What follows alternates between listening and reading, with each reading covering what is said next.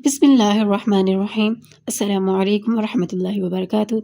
उम्मीद है आप खैर आफियत से होंगे। अच्छा, एक अहम सवाल अक्सर जो पूछा जाता है, आज मैं उसको क्लियर करना चाहूँगी इस एक वीडियो के अंदर, ठीक है।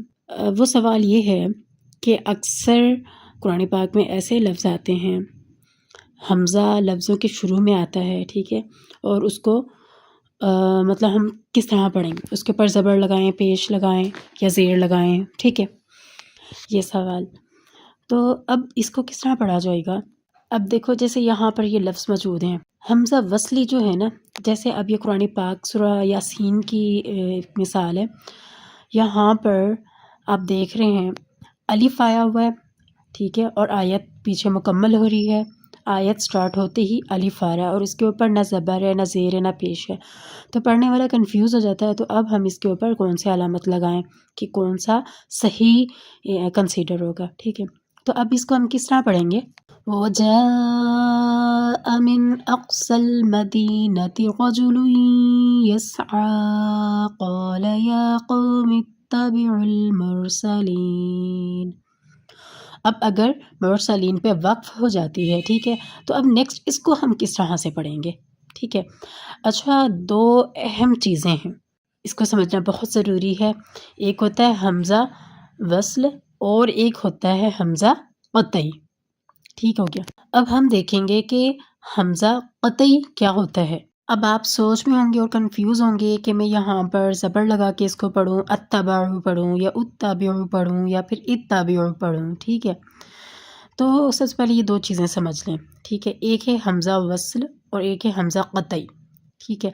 अब जो हमज़ा क़तई होता है ना, वो हर हाल में अदा करना ज़रूरी होता है, हर हाल में, कहीं भी आ जाए, चाहे आयत के शुरू में आए, चाहे आयत के लास्ट में आए, चाहे आयत के दरमियान में आए, ठीक है, हर हाल में ये पढ़ा जाएगा। अब देखें कि हमज़ा क़तई क्या होता है, ठीक है। हमज़ा वसल और हमज़ा क़तई। हमज़ा क़तई तो वो होता है जो कि हर हाल में अदा किया जाता है, ठीक है। हमज़ा क़तई जो हर हाल में पढ़ा जाता है, कभी भी हज़फ नहीं होता, यानी कभी भी इसको हम हज़फ नहीं कर सकते, यानी ये गिर नहीं सकता कभी भी। अब देखिए, जैसे अब नीचे एक मिसाल दी गई है, बिस्मिल्लाहिर्रहमानिर्रहीम इन्ना अअतैनाकल कौसर। देखें, अब अगर मैं बिस्मिल्लाहिर्रहमानिर्रहीम इस वाली आयत को आगे मिलाकर अगर मैं पढ़ना चाहूँ तब भी ये सही रहेगा, ठीक है। इसको इसकी जो ये है ना हमज़ा क़तई, इस पे कोई असर नहीं पड़ेगा, ठीक है। इसकी पहचान भी यही होती है कि इसके ऊपर कोई ना कोई हरकत होती है, ज़बर ज़ेर पेश, यानी कुछ भी कोई हरकत होती है। अब यहाँ देखें, ये स्टार्ट में देखें, इज़ा जाअ नस्रुल्लाहि वल फ़त्ह। अब अलिफ, ये हमज़ा आ गया स्टार्ट में और इसके नीचे ज़ेर आ गई। अगर हम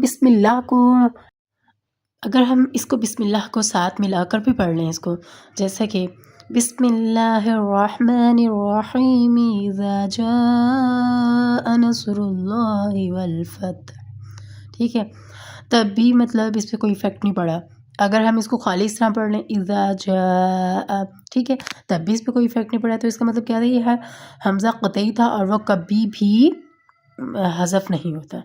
हमज़ा वस्ली की तारीफ़ क्या होती है, हमज़ा वस्ली क्या होता है। वसल जो शुरू में तो पढ़ा जाए लेकिन दरमियान में ना पढ़ा जाए। हमज़ा वसल जो होते हैं ना, वो शुरू में पढ़ा जाता है लेकिन दरमियान में नहीं पढ़ा जाता है। अब देखिए, मैं आपको बताती हूँ।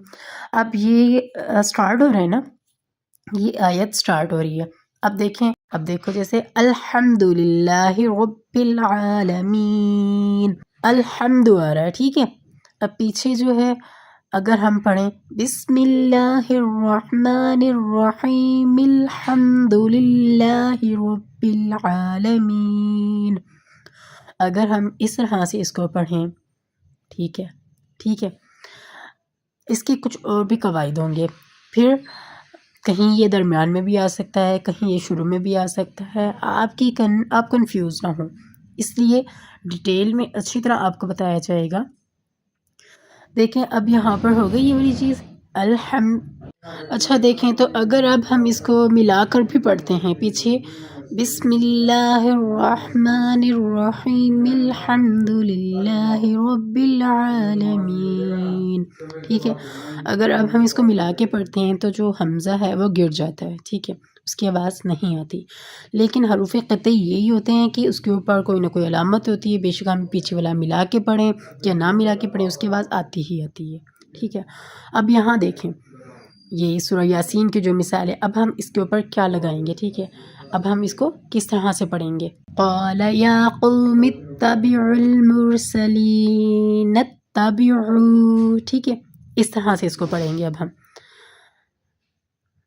اچھا، حمزہ وصلی قرآن مجید میں بہت سارے مقامات ایسے ہیں جہاں پر حمزہ وصلی کے اوپر کوئی حرکت نہیں ہوتی. ٹھیک ہے، اکثر آپ کی اس کی پہچان یہی ہے کہ یہاں پر نہیں ہوتا، یعنی بہت سی جگہوں پر ایسا ہے کہ اس حمزہ پر کوئی بھی علامت نہیں ہوگی، جیسا کہ یہاں سامنے آ رہی ہے الذین یؤمنون بالغیب ہدی للمتقین الذین یؤمنون بالغیب.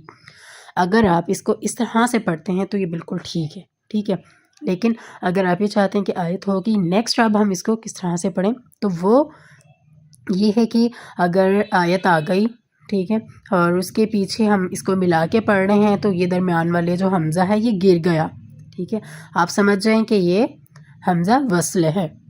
ٹھیک ہے، اسی لیے یہ جو حمزہ تھا یہ گر گیا. حمزہ وصل کو کون سی حرکت دیں. ٹھیک ہے، اگر تیسرے حرف پر پیش ہو تو شروع کے حمزہ پر پیش لگائیں. وہ جو آپ کی کنفیوژن ہے نا کہ حرکت اب ہم اس کو کون سی دیں. ٹھیک ہے، کہیں کسی جگہوں پر یہ گر جاتا ہے اور اگر پیچھے والا ملا کے پڑھیں تو یہ گر جاتا ہے. ٹھیک ہے، اور اگر ہمیں اس کے اوپر لگانی بھی ہو کوئی حرکت تو پھر کون سی لگائیں. پھر دیکھیں اس کا ایک نا قاعدہ ہے، تجویدی قاعدہ ہے اور بڑا آسان ہے اور سمجھنے والوں کے لیے بہت اچھی چیز ہے.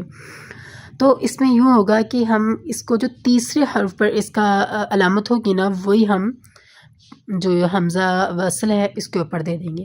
اب دیکھیں جیسے کہ اقتلوا ادخلوا، میں نے یہ کیوں اس طرح کیا؟ کیونکہ یہ حمزہ جو ہے یہ پہلی لفظ ہو گیا، قاف جو ہے یہ دوسرا لفظ ہو گیا اور یہ جو تا ہے یہ تیسرا لفظ ہو گیا. ٹھیک ہے، اب میں نے تا کے اوپر دیکھی علامت کے پیش ہے تو میں نے فرسٹ فرے کے اوپر پیش دے دیا. یہ اس کا قاعدہ ہے، یہ یاد رکھیے گا. اس طرح سے اس کو پڑھتے ہیں. ٹھیک ہے، اقتلوہ ادخلوہ. ٹھیک ہے، اب میں نے اس کے اوپر جب پیش دیکھا تو میں نے فرسٹ والی پہ یہی حرکت لگا دی، کیونکہ یہ تجوید کا قاعدہ ہے اور بہت آسان قاعدہ ہے. آگے آپ دیکھیں تھوڑا سا حروف حمزہ وصل. اب یہ سورہ یوسف کی مثال ہے، ان ابانا لفی ضلال مبین.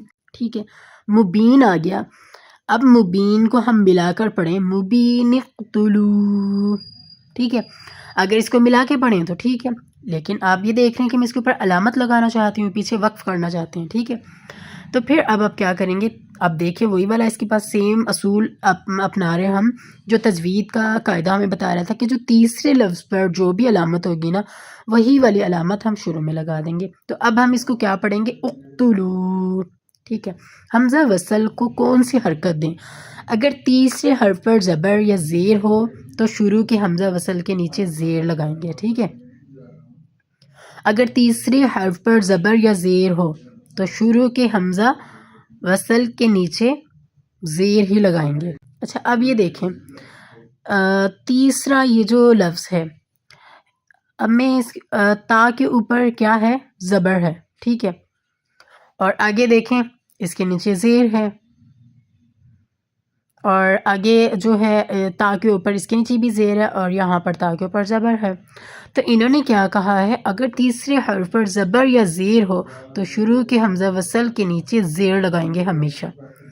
انتہو انتقام اجتنبو.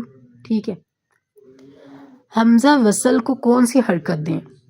لفظ کے شروع میں اگر الف لام آ جائے، ٹھیک ہے، یعنی اگر لفظ ال سے شروع ہو تو پھر کون سی حرکت دیں؟ جیسے اکثر قرآن پاک میں یہ لفظ آتے ہیں الحمدللہ الحسنی الذی، الرحمن، ایسے لفظ اگر آ جائیں تو پھر ہم کون سی اس کو حرکت دیں، ٹھیک ہے، پھر کون سی اس پر حرکت لگائیں. پھر کیا ہوگا، جہاں بھی اگر یہ آ جائے نا الحمد، الذی، الحسنى، ال آ جائے، ال والے لفظوں پر ہمیشہ زبر لگتا ہے، ٹھیک ہے. جہاں بھی ال والے لفظ آ جائیں اس کی حمزہ وصل پر ہم زبر کی علامت لگاتے ہیں. دیکھو جیسے آپ پڑھتے ہیں الحمد للہ رب العالمین، ٹھیک ہے. اب ایک اور قاعدہ ہے، آپ سوچ رہے ہوں گے کہ یہ تو بہت مشکل قواعد ہیں، لیکن ہرگز نہیں، ایسا نہیں ہے.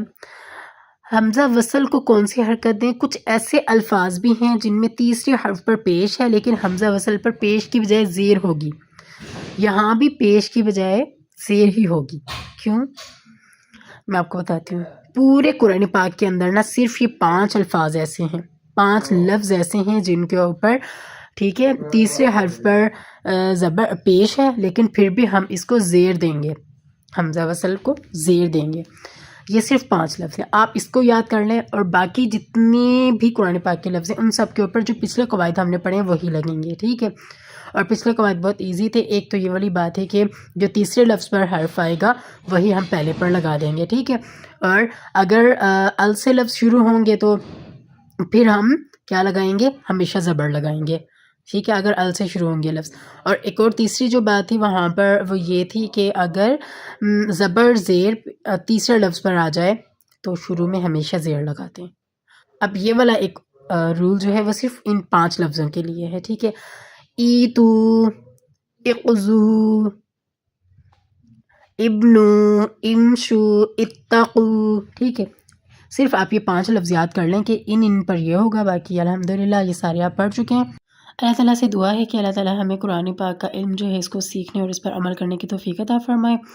دعا میں یاد رکھیے گا. اللہ حافظ. السلام علیکم ورحمۃ اللہ وبرکاتہ. کوئی بھی اگر سوال ہو تو آپ کمنٹ میں ضرور پوچھ لیجئے گا، میں حاضر ہوں.